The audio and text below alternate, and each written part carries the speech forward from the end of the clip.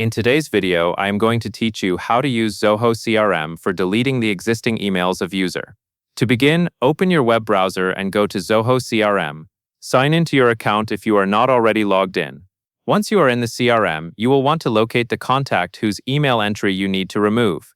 It is important to work from the correct record, because email entries are managed inside each individual contact profile.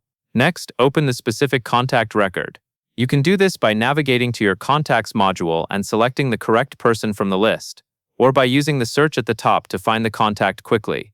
Take a moment to confirm you have the right record by checking the contact name and any other identifying details on the page. After you are inside the contact record, scroll down until you find the related list for emails. This area contains the email items connected to that contact. Related lists can be lower on the page depending on your layout, so scroll steadily and look for the Emails section label. When you see the Emails related list, move your mouse pointer over the email entry you want to remove.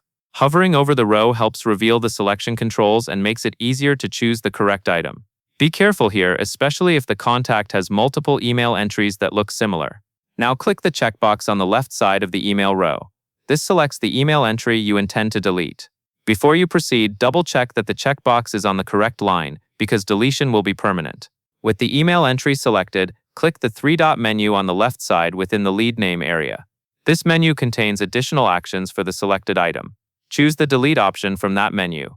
Finally, confirm the permanent deletion when the pop-up prompt appears. Read the prompt carefully to make sure you are deleting the intended email entry. Then confirm to complete the action. Once confirmed, the email entry will be removed from the emails related list for that contact. That covers everything you need to know.